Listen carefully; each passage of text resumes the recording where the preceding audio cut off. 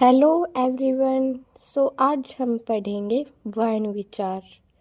तो सबसे पहले देखते हैं कि वर्ण क्या होता है।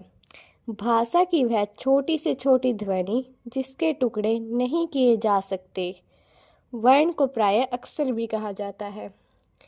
वह ध्वनि जिसके टुकड़े हम नहीं कर सकते। हमने पहले पढ़ा भाषा। भाषा में अगर हम कोई शब्द लिखेंगे तो हम उसका विच्छेद कर सकते हैं, लेकिन हम वर्ण, जो एक वर्ण है, जैसे कि हमने यहाँ पर ए लिखा हुआ है, हम इसका विच्छेद नहीं कर सकते हैं। ये एक वर्ण है, वह छोटी ध्वनि जिसके टुकड़े नहीं किए जा सकते। और हम वर्ण को एक और नाम से जानते हैं, वो है अक्षर। अक्षर को हम वर्ण कहते हैं। बहुत बार ये क्वेश्चन आता है कि अक्षर क्या होता है। अक्षर हमारा वर्ण होता है और वर्ण भी अक्षर होता है। ठीक है, अगर ये क्वेश्चन आए कि अक्षर क्या होता है तो हमें वर्ण की डेफिनेशन लिखनी है। वर्ण के दो भेद होते हैं, स्वर और व्यंजन।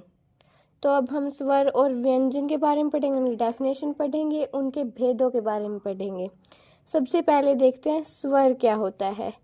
जिन वर्णों के उच्चारण करते समय किसी अन्य वर्ण की सहायता नहीं लेनी पड़ती, इनके उच्चारण के समय हवा मुख से बिना किसी रुकावट के निकलती है, ये 11 हैं। इसका अर्थ है कि हम जब इन्हें बोलते हैं तो हमें किसी अन्य वर्ण की सहायता नहीं लेनी पड़ती। इसमें इसे बोलने में कोई रुकावट नहीं आती है। जब हम बोलते हैं तो सीधी ध्वनि निकलती है, अ, आ, ई। ठीक है, ये 11 होते हैं। ये सारे 11 स्वर मैंने यहाँ पर लिख रखे हैं। आगे हमारे स्वर के भी 3 भेद होते हैं, ह्रस्व स्वर, दीर्घ स्वर, प्लुत स्वर। ह्रस्व स्वर होता है जिन स्वरों के उच्चारण में केवल एक मात्रा का समय लगे। ये 4 हैं, अ, ई, उ, री। इसका अर्थ है कि जब हम बोलते हैं तो हमें सिर्फ एक मात्रा की गणना करते हैं, सिर्फ एक मात्रा जितना समय लगता है, एक मात्रा की गणना करते हैं। जैसे कि हमने छंद किया है, छंद में हमें मात्रिक छंद में हमें मात्राओं की गणना करनी होती है, तो उसमें हम ह्रस्व स्वर को लघु स्वर के नाम से जानते हैं। हम इसकी गणना सिर्फ एक मात्रा के हिसाब से करते हैं कि हाँ, ये एक मात्रा है, लेकिन हम दीर्घ स्वर में इसकी गणना गुरु के हिसाब से करते हैं। हम इसकी मात्रा की गणना 2 करते हैं। अगर ये एक मात्रा है हमारे पास तो हम इसे 2 मानेंगे। ह्रस्व स्वर को बोलते समय हमें एक मात्रा का समय लगता है, जबकि दीर्घ स्वर को बोलते समय हमें दुगुना समय लगता है, 2 मात्राओं का समय लगता है ह्रस्व स्वर की तुलना में। ये जो होते हैं ये 7 होते हैं, आ, ई, उ, ए, ऐ, ओ, औ।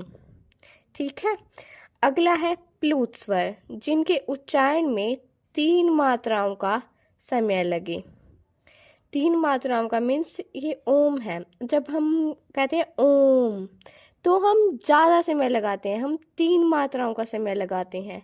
और जब हम किसी को पुकारते हैं, इसका ज़्यादा प्रयोग हम तब करते हैं जब हम किसी को पुकार रहे हों। जैसे हम कह रहे हैं सुनो, आगे हमने सुनो ऐसे पूरा खींच दिया उस आवाज़ को, उसमें 3 मात्राओं का समय लगता है। इसका चिन्ह होता है ये है स्वरों की मात्रा। हमें जो स्वर दिए गए हैं उनकी मात्रा हम कैसे लिखेंगे। अ की कोई मात्रा नहीं होती है। ये आ, ई, उ, री, ए, ऐ, ओ, औ की मात्रा मैंने लिख रखी है उनके साथ उनके बॉक्स में। तो चलो आगे हम पढ़ेंगे व्यंजन। व्यंजन क्या होता है, इसकी सबसे पहले डेफिनेशन करेंगे। जिन वर्णों का उच्चारण करते समय स्वर की सहायता ली जाती है। जिन वर्णों को जब हम उच्चारण करते हैं तो हम स्वर की सहायता लेते हैं। जैसे कै है, कै। अगर हम इसका विच्छेद करेंगे, देखो पीछे से साउंड आ रही है कै, ए की साउंड आ रही है, कै प्लस ए, कै। ये हम ऐसे लिखेंगे। इसमें हमें बोलते समय स्वर की सहायता लेनी पड़ रही है। उन्हें व्यंजन कहते हैं। इनका उच्चारण करते समय वायु मुख से अलग अलग स्थानों को छूकर बाहर निकलती है। कहने का अर्थ है कि इनका उच्चारण स्थान अलग अलग होता है। ये 33 होते हैं वर्ग। हर एक वर्ग में 5 व्यंजन आते हैं। क्वर्ग, च्वर्ग, ट्वर्ग, तवर्ग, पवर्ग। य, र, ल, व, श है। ठीक है। आगे जैसे हमने स्वर के भेद पढ़े, वैसे ही व्यंजन के भी भेद होते हैं। व्यंजन के भी 3 भेद हैं: स्पर्श व्यंजन, अंतस्थ व्यंजन, ऊष्म व्यंजन। इनमें क्या होता है अब हम देखते हैं। जिन वर्णों का उच्चारण करते समय वायु कंठ, तालु, मूर्धन्य या ओठों को स्पर्श करती बाहर निकले। कहने का अर्थ है कि ये हमारे मुख के किसी न किसी भाग को स्पर्श करेगी। जब भी हम बोलेंगे तो हमारे जो ध्वनि है वो किसी न किसी भाग को स्पर्श करेगी। जैसे हमारी जिह्वा है, हम बोल रहे हैं, वो दांतों को स्पर्श कर रही है, ओठों को स्पर्श कर रही है। ये 25 होते हैं वर्ग। जैसे मैंने बताया कि एक वर्ग में 5 व्यंजन होते हैं: क्वर्ग, च्वर्ग, टवर्ग, तवर्ग, पवर्ग। यहाँ पर रहे क्वर्ग, च्वर्ग। ये जो 25 हैं, ये 25 इन्हें हम स्पर्श व्यंजन कहते हैं। व्यंजन का दूसरा भेद है अंतस्थ व्यंजन। इन व्यंजनों का उच्चारण स्वरों और व्यंजनों के मध्यम होता है, इसलिए इन्हें अंतस्थ व्यंजन कहते हैं। इन्हें अंतस्थ इसलिए कहते हैं क्योंकि स्वरों और व्यंजनों के मध्य इनका उच्चारण किया जाता है। ठीक है। इसकी मेन डेफिनेशन है, इनका उच्चारण करते समय वायु मुख के कम अंगों को स्पर्श करती है। वायु मुख के कम अंगों को, जैसे कि हमने स्पर्श व्यंजन में देखा, स्पर्श व्यंजन में उच्चारण करते समय जो वायु है वो अंगों को छूती है, हमारे मुख के अंगों को। लेकिन जब हम अंतस्थ के व्यंजनों का उच्चारण करते हैं तो वो छूती नहीं है या तो कम छूती है। जैसे कि 4 हैं, इन्हें य, र, ल, व अगर हम बोल के देखें तो ये एक ही ध्वनि में आसानी से बोले जाते हैं। वायु की गति भीतर की ओर हो। व्यंजन का तीसरा भेद है ऊष्म व्यंजन। ऊष्म व्यंजन इसे इसलिए कहते हैं क्योंकि जब हम इनका उच्चारण करते हैं तो गर्मी उत्पन्न होती है, इसलिए इनका नाम ऊष्म व्यंजन होता है। वर्णों का उच्चारण करते समय श्वास गति से मुख से रगड़ खाती हुई बाहर निकलती है। अगर हम इन 4 व्यंजनों का उच्चारण करें तो हम देखेंगे कि वायु रगड़ खाती हुई मुख से बाहर निकलेगी। नेक्स्ट है हमारा संयुक्त व्यंजन, जो 2 व्यंजनों के मेल से बने हों। जैसे कि हमने यहाँ लिखा है कै प्लस श। कै और अगर हम श को मिलाएंगे तो अक्षय बनेगा। ये हमारा एक नया व्यंजन है जिसे हम संयुक्त व्यंजन के नाम से जानेंगे। नेक्स्ट एग्जाम्पल है हमारा तै प्लस रै, त्रै। जै प्लस अज्ञ, अज्ञ। नेक्स्ट है हमारा द्वित्व व्यंजन। जब एक व्यंजन का अपने समरूप व्यंजन से मेल होता है तब वह द्वित्व व्यंजन कहलाता है। मतलब एक व्यंजन है जैसे कि न है, अगर उसे सेम व्यंजन से मतलब न का अगर हम न से जोड़ते हैं तो वो न ऐसे लिखा जाता है जिसे हम द्वित्व व्यंजन के नाम से जानते हैं। इसका एक रूल होता है, जो हमारा पहला व्यंजन होता है वो आधा होता है, लेकिन जो दूसरा व्यंजन होता है वो पूरा होता है। मतलब अगर हम न का भी विच्छेद करें तो हम इसे ऐसे लिखेंगे। ठीक है।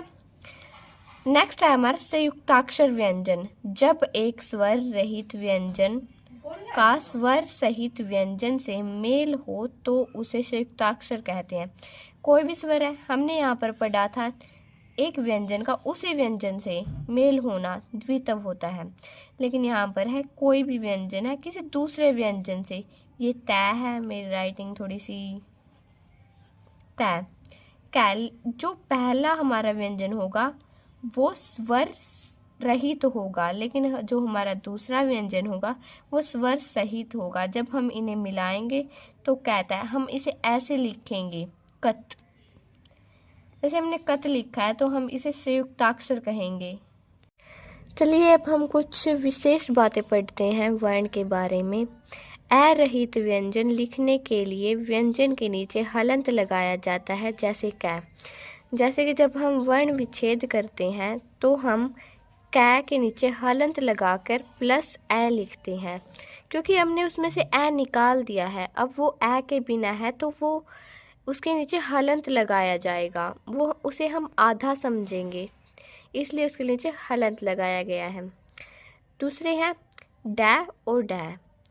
ध्वनियों का प्रयोग हिंदी में ही होता है, संस्कृत में नहीं। ये दो ऐसे हैं जिनका प्रयोग हम संस्कृत में कभी नहीं करते। इनका प्रयोग शब्द के बीच में या अंत में होता है। इनसे कभी शब्द स्टार्ट नहीं होता। कभी कभी ऐसा रेयर चांस होता है कि हाँ, कोई शब्द इनसे स्टार्ट हो रहा है, वरना हम इनका प्रयोग करते हैं बीच में या अंत में। नेक्स्ट है हमारी वर्तनी। शब्दों का शुद्ध उच्चारण वर्तनी कहलाता है।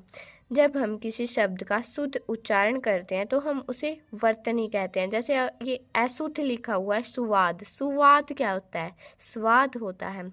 स जो आधा है स्वाद, स की ध्वनि हमें थोड़ी सुनाई दे रही है, लेकिन वाद पर हम पूरा कंसंट्रेट कर रहे हैं।